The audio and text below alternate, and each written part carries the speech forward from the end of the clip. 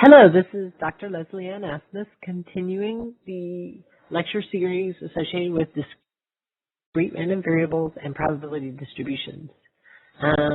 This is going to be a very short session on hypergeometric distribution.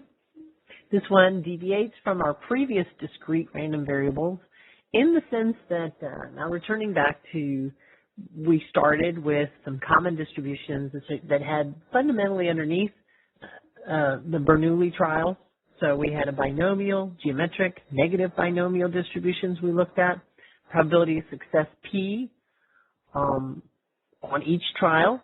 Each trial had the characteristic that there could only be two outcomes, either success or failure, defect or non-defect, so forth like this. And that probability of success stayed the same on each particular trial. Didn't change from one to the next. We then turned our attention, we also looked at the Poisson distribution and noted that we had a constant rate, we assumed. We went and looked and said the number of flaws per 100 feet of coil. We looked at the number of arrivals, number of phone calls at a call center during a particular window of time. And we assumed that, you know, if we said, well, what's the probability of this many calls to the call center in this time window, and we were given a constant rate, and that was assumed. So a constant element of happening for our previous distributions.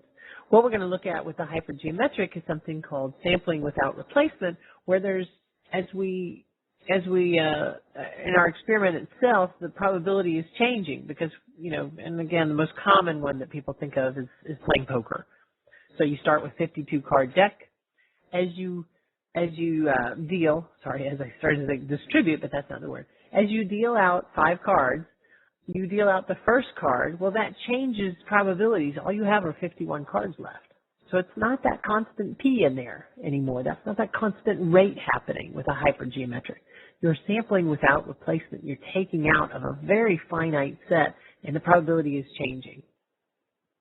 And going way, way back when we talked about, you know, the ducks with the binomial distribution, yes, we pulled out 7 or 10 ducks to do our testing on, but that didn't change the characteristic of the full population. We assumed there were quite a lot. In this case, we're assuming that without replacement, it matters, that you're not putting it back into the deck, so to speak.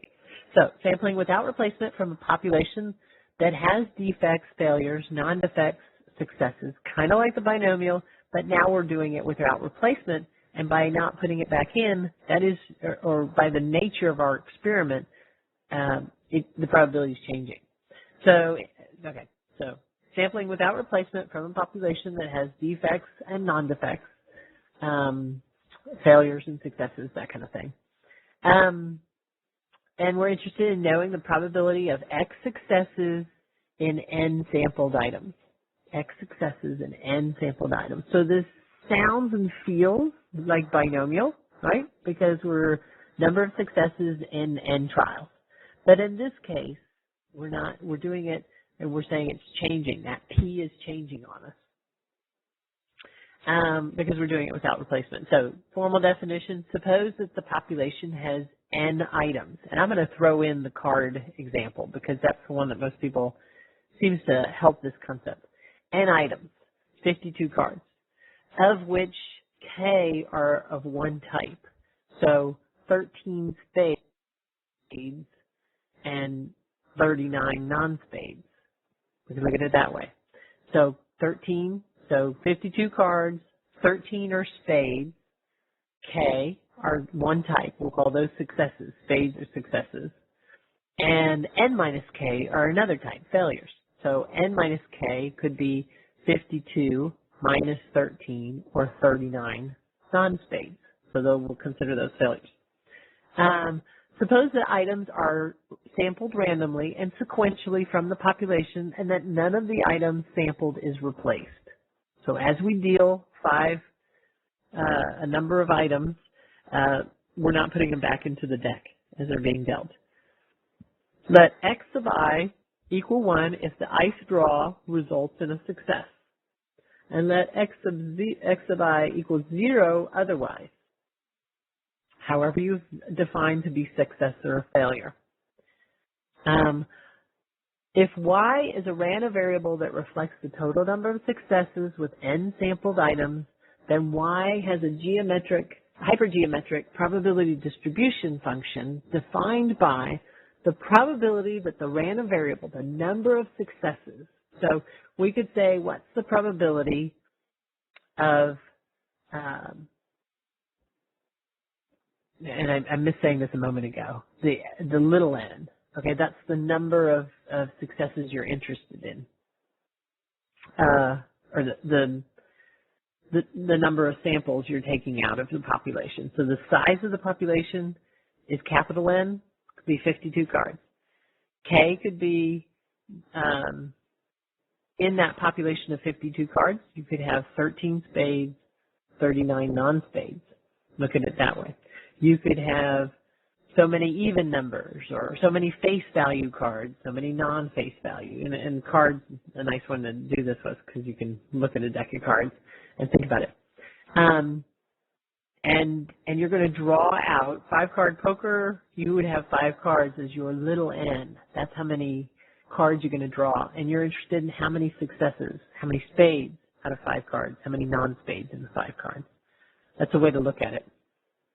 Okay. If y is a random variable that reflects the total number of successes among the little n sampled items, then y has a hypergeometric probability distribution function defined by the probability that y is equal to some number, little y, is equal to, and basically you partition your population into 2 pieces, 2 chunks. K, the piece, the part of the population that has the property K, so all spades, 13 rather, and non-spades, the n minus K, capital K, again, that's the 39. And then you look at your sampled items and you say, okay, I'm going to look and see how many met the successes and how many were non-successes, so to speak. And so the top part of this formula is showing you, let's say 5-card poker, and I'm interested in exactly 3 spades, and therefore 2 non-spades. So I have 13 spades, 13 choose 3 spades. That tells me how many different ways I can get 3 spades pulled from the 13 spades. And then out of the other part of my population, I'm going to be pulling out 2 non-spades. So 39 choose 2. And in total, how many different ways do I pick 5 cards from 52 cards and choose 5? So I hope I haven't confused this. But basically, you know, what we're going back is saying how many different ways. It's just like the N1 times N2 operations way back in our first discussions about probability. There's a product rule that applies here. K choose Y, that's the number of way you can have Y successes in the subpopulation of K items. N minus Y, non-successes in the N minus K non-success in the whole population. There's a number of ways you can have those non-successes paired with the number of successes that you're interested in. So the product of those 2 numbers gives you total, N1 times N2 kind of thing. Go back to the event A. I have an event A and I want to know the probability of A occurring. That was a probability of A was equal to N sub A divided by N, which, I don't mean to confuse this. You had your number of ways you could have an event A in the total number of outcomes that were possible in your experiment.